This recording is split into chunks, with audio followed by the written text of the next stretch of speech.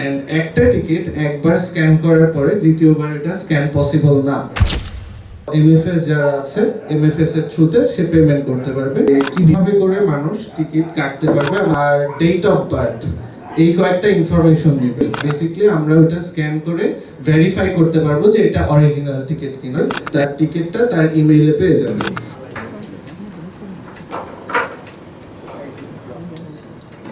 Hello, আসসালামু আলাইকুম। জি, thank you. আমার নাম ইফতেখার ইফতি, আমি টিকিফাইয়ের ফাউন্ডার।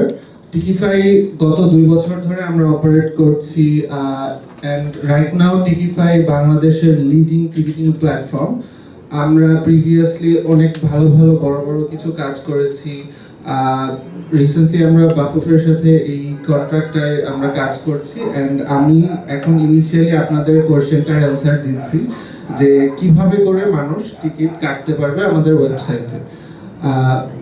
তার প্রথমেই আমাদের ওয়েবসাইটের লিংকটা সব জায়গা থেকে আমরা প্রমোট করব।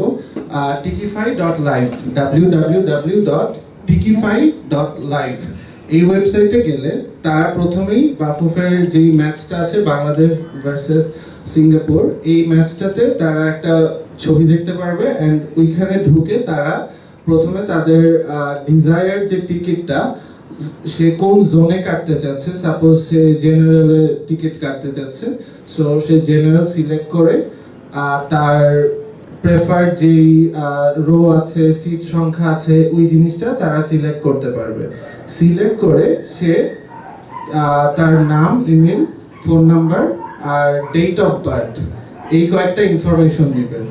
দেওয়ার পরে তার চেক আউট প্রসেসে যাবে, সেখানে সে তার ইদার ব্যাংকে পেমেন্ট করতে পারে অথবা অন্যান্য এমএফএস যারা আছে এমএফএস এর থ্রুতে সে পেমেন্ট করতে পারবে।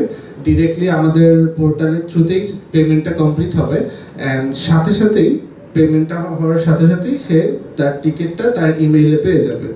তো ইমেইলে সে ঢুকে তার টিকিটটার একটা পিডিএফ ভার্সন পাবে, অথবা সে তার যেই চেক আউট পেজটা হয়েছে ওইখানেও সে তার টিকিটটা দেখতে পারবে। সো টিকিটটা সফট কপিটাই তাদের বেসিক্যালি দেখালেই চলবে, এমন না যে টিকিটের হার্ড কপি আমাদের ইভেন্টের যেদিন ম্যাচ ডে হবে ম্যাচ ডেতে নিয়ে আসতে হবে। It is not necessary. আমাদেরকে সফট কপিতে যে কিউআর কোডটা আছে কিউআর কোডটা দেখালেই বেসিক্যালি আমরা ওটা স্ক্যান করে ভেরিফাই করতে পারবো যে এটা অরিজিনাল টিকিট কিনা। এন্ড একটা টিকিট একবার স্ক্যান করার পরে দ্বিতীয়বার এটা স্ক্যান পসিবল না। সো একজন মানুষ যদি টিকিটটা কাটে, সে কখনোই যদি সেকেন্ড টাইম এই টিকিটটা নিয়ে আসে বা অন্য কাউ যদি তার টিকিটটা কপি করে নিয়ে আসে, সে সাথে সাথেই ধরা খেয়ে যাচ্ছে। আরেকটা বিষয় হলো এখানে ইন কেস যদি কেউ তাদের টিকিট শেয়ার করে ফেলে আরেকজনের সাথে, লাইক আমি টিকিটটা কাটছি, আমার বন্ধুকে আমি টিকিটটা বেচে দিলাম আরো 10 জনের কাছে, সো এইরকম ফ্রডের কেস খুব তাড়াতাড়ি আমাদের এখানে ধরা খেয়ে যাবে। সো আপনাদের যদি আরো প্রশ্ন আমার টিকিটটা কেনার পরে কোনো একটা রিজনে আমি অসুস্থ অথবা ইমার্জেন্সি কেস আমি যেতে পারলাম না, তাহলে আমার টিকিটটা কি নষ্ট হবে নাকি ওই টিকিটটা দিয়ে আমি আমার ভাইকে বন্ধুকে সঙ্গে পাঠাতে? আপনি আপনার ভাইকে বন্ধুকে পাঠাতে পারবেন, কোনো সমস্যা নেই। সো আপনি যেহেতু নিজে থেকে আপনার টিকিটটা দিয়েছেন আপনার ভাই বোনকে, সো সেই ক্ষেত্রে আপনার যে ডেটাগুলো আমরা কালেক্ট করছি ওইখানে তো ফোন নাম্বার এন্ড আপনার নাম তো আপনার আছেই। সো আপনার যখন স্ক্যান করছি তখন আমাদের কাছে ওই নাম and phone number and details গুলো চলে আসে। সো আপনার কথার সাথে যদি আমরা ম্যাচ পাই আপনাকে আমরা ঢুকতে দিব। আমার প্রশ্ন এটা হচ্ছে যে বিভিন্ন সময় দেখছি বিভিন্ন সময় খেলাধুলাতে ধরেন আপনার অনলাইনে সমস্যা হলো যেটা মানে একটা গোষ্ঠী বা গ্রুপ থাকে, তার অনলাইন ছাড়ার সাথে সাথে তারা বুক করে ফেলে, ঠিক আছে? এটা বুক করার জন্য আপনার ধরেন আপনার একটা আইডি থেকে একটা নাম্বার থেকে আপনার 3 জন 4 জন হবে না। So this is a very good question. এই জিনিসটা ব্ল্যাক এ টিকিট সেলের ক্ষেত্রে অনেক বেশি দেখা যায়। প্রিভিয়াসলি আমরা বাইরের কান্ট্রিগুলোতে দেখেছি এই জিনিসটা মেইনটেইন করা হয়।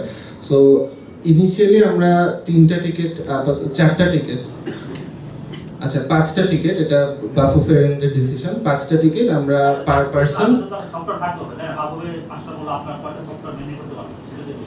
আমাদের মেইনটেনেন্স ক্যাপাসিটি তো আমরা আনলিমিটেড সেল করতে পারবো। সো আপনি যদি একা 100টা টিকিট 200টা টিকিট কাটতে চান ইউ ক্যান, বাট এটা এই এই ম্যাচটার জন্য না, এই ম্যাচটাতে আপনি 5টা টিকিট ম্যাক্সিমাম একজন কাটতে পারবে।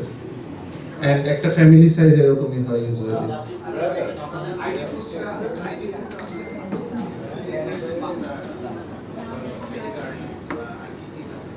সো আপনার ফোন নাম্বার, ইমেল অ্যাড্রেস আর নামটা দেখেই আমরা দিচ্ছি, এর বাইরে আর কোনো আইডির প্রয়োজন পড়ছে না। হ্যালো ভাইয়া, আমি একটা মেইলে কি 5টা টিকিট, একটা ফোন নাম্বারে 5টা টিকিট। একটা ফোন নাম্বার আর একটা মেইলে 5টা টিকিট। আমার দুইটা মেইল আছে, 5টা ফোন নাম্বার, দেখি সব নাম্বার। আপনি আপনার ধরেন ফ্যামিলির সবার জন্য কাটছেন বা আপনার ফ্রেন্ড গ্রুপের জন্য কাটছেন।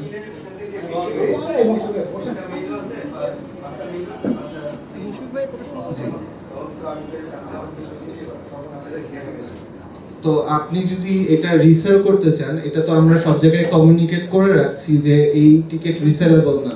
এন্ড আপনি এই টিকিট যদি কোনো এক জায়গায় ফ্রড করে টিকিটটা সেল করলেন, স্ক্যাম করলেন আরেকজন মানুষকে, সেটা যদি করে থাকেন, সেটা কিন্তু আমাদের সিস্টেমে আপনি যেদিন আসছেন ধরা খাচ্ছে। হয়তো যে যার কাছ থেকে আপনি স্ক্যাম করছেন,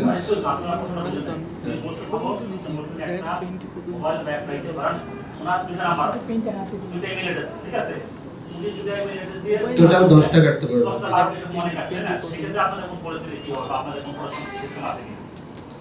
সেক্ষেত্রে ফোন নাম্বার দিয়ে তো আমরা মানুষকে ট্র্যাক করতে পারছি। জি,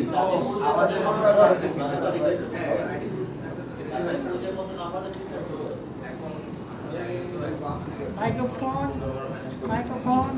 10টা ইমেল দিয়ে টোটাল 50টা টিকিটও কাটতে পারে। বাট লেটস সে একজন একসাথে তো 50টা টিকিট কাটা আর 10 বার 10টা ইমেল দিয়ে রেজিস্টার করে কাটাটা কিন্তু হ্যাসেল। কেউ যদি ব্ল্যাকে আপনারা যেটা বলতেছেন যে সাথে সাথে টিকিট সেল হয়ে যায়, লেটস সে এই টিকিট সাথে সাথে যে টিকিট সব শেষ হয়ে যাচ্ছে, কেউ যদি 10টা ইমেল দিয়ে রেজিস্টার করতে চায়, এটা কিন্তু তাকে সিগনিফিকেন্ট অ্যামাউন্ট অফ একটা টাইম লাগবে, যেটা আমরা এখানে রোধ করছি আর কি। সো একজন আমার এটা হ্যাসেল আপনার এটা আমি বলছি আচ্ছা সাপোজ আপনার ইমেল আইডি কার্ডের আইডি নাম্বার, এনআইডি নাম্বারটা আমরা নিচ্ছি, আপনি তো এনআইডি ইউজ করে সেকেন্ড টাইম যদি কাটতে ধরেন, আমরা তো ধরেন সাউন্ড নাই তো। সাউন্ড নাই, মাইক্রোফোনটা দেন। যেটা বলছেন নাম, ইমেল, ফোন আর এই মাইক্রোফোনে মাইক্রোফোনটা একটু পাচ্ছি। তো এনআইডি ইমেলটা রাখছি। আরে ভাই আমার তো মাইক্রোফোন কিছু নেই। এটা কি আছে?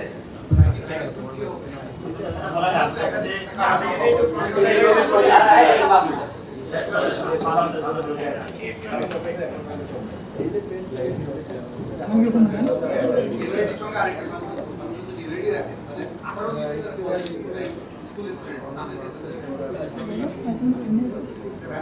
ভাই একটু মাইক্রোফোনটা হ্যান্ড ওভার করেন। সেটা বাবা মায়ের পরিচয় শেখানো, সেটা বাবার মায়ের পরিচয় শেখানো।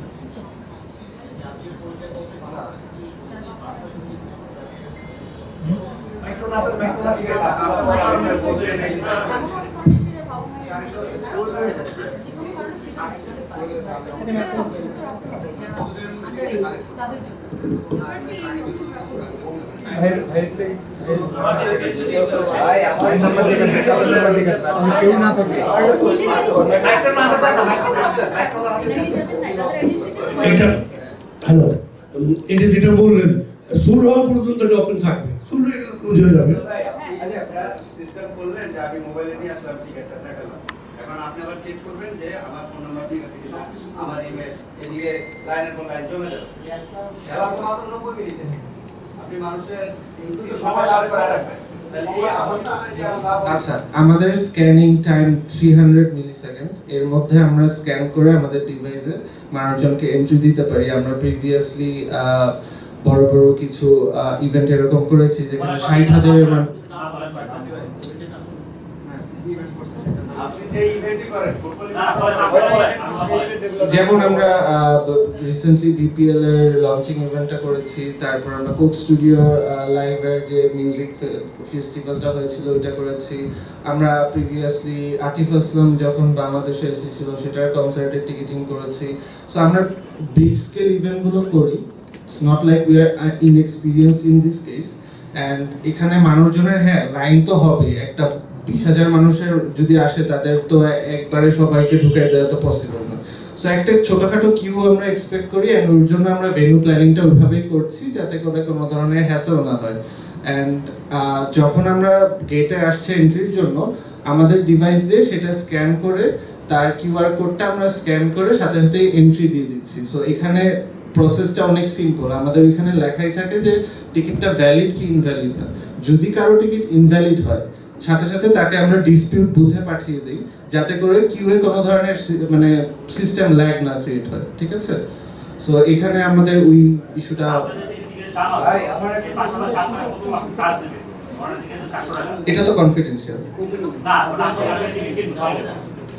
আমি টিকিট কিনবো, আমি 400 টাকা পে করবো না। এটা আমরা কত চার্জ নিব এটা কনফিডেন্সিয়াল। 400 টাকাই প্রাইস। হ্যাঁ 400 টাকাই প্রাইস।